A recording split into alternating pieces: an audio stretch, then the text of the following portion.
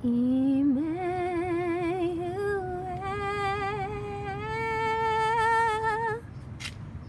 God is with us. Emmanuel,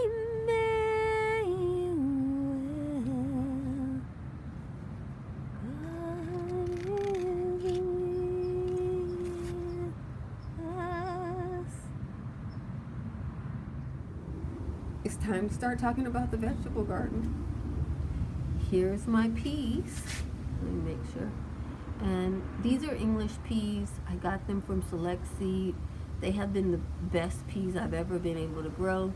As you can see, they're full of peas. I do nothing since this is our rainy season. They grow with the rain. They give me lots of peas. And then when they think the weather is no longer conducive, they go their way. So this one's just getting started. And we only had a few days of rain this year, but you guys know I do a lot of hugelkulturing, and so my soil can make it. Let me see what else I got. These are my tomatoes.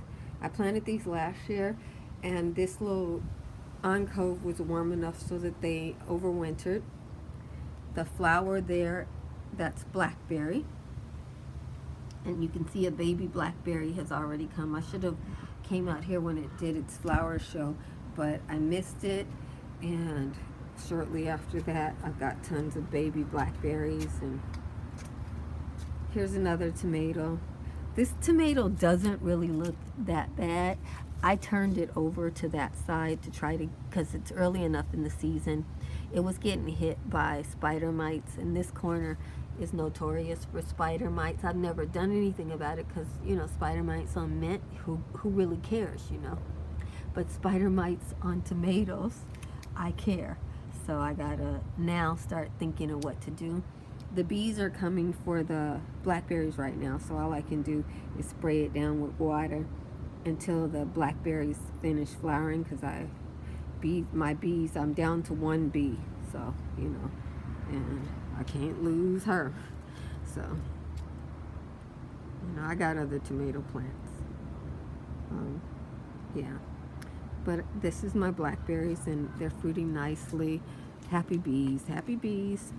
As you can see, the raspberries, which are from a cooler zone, they just aren't coming out yet. They're just, it's still winter to them. They look like they're not alive, but they are alive. They are very much alive. They have buds on them, you know. And those buds will grow. In another month, they'll be coming out and start giving fruit. Yeah. All right, guys, let's take a look at my potatoes. I've got so many different types in here. Some are early, some are mids, and some are lates. But they're all starting to come through. And, you know, they are planted at the very bottom, so they have grown about about a couple of feet, some of them. And you see how high this is? It's really, really high. I don't know. Some of these kind will give you more potatoes if you hill them up higher, and some will not. So can't worry about that too much. See this? They're nice. This is like really, really growing fast. Potatoes. Yeah. And you see this one's just now coming up. See what I mean? When you have all these different varieties, that one's just peeking up, as are those, you know. But I'm gonna hill them all up. Not these over here. These aren't ready. But these over here are ready to be hilled up. And I don't know if it's gonna give me more food or not. I'm not gonna hill that one up either. This is how they're all gonna look, hopefully, when I finish hilling them up. So I got some little dirt here, and I'll just show you one. You see that? I'm just dumping it on there. And yeah, that's it. And I'm going to keep going until I fill up this crevice. Looks like I'm not going to be able to get it up that high today, but whatever dirt I give it, it will be beneficial. So that's like we have some more blackberry flowers. I need about 3 times as many blackberry flowers because the blackberry has such a beautiful smell. But I thought I'd show you because I missed the first blackberry flush and it was really, really nice. I do have spider mites. I don't really worry about them because if I spray for them, I would be killing my bees, and I'm not going to do that. And if you know anything about blackberries, they are resilient. So I think I'm just going to spray with some water.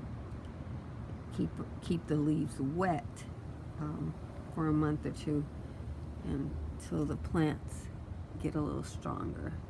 Look at that new growth on my bush. It starts out this rich burgundy color, and then you can see that the center of the leaf, the center of the twig is that burgundy too, so it gives you a lot of interest in the garden. So pretty. I'm going to show you another tree today that gives a lot of spring color.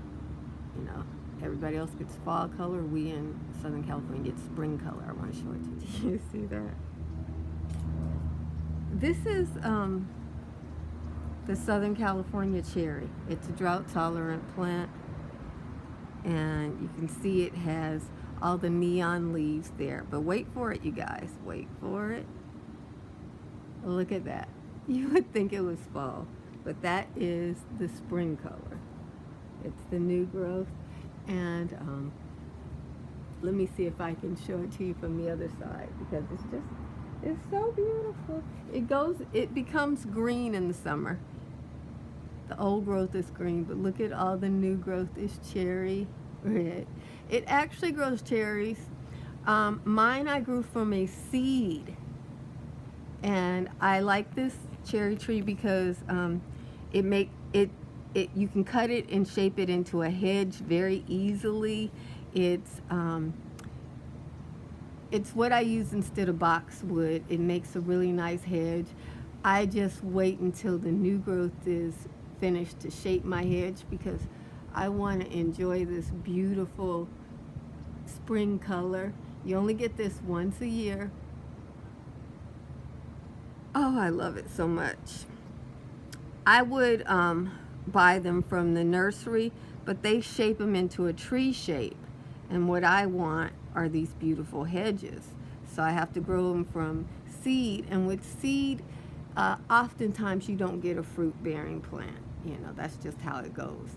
You very rarely get a fruit-bearing plant, but it's still beautiful.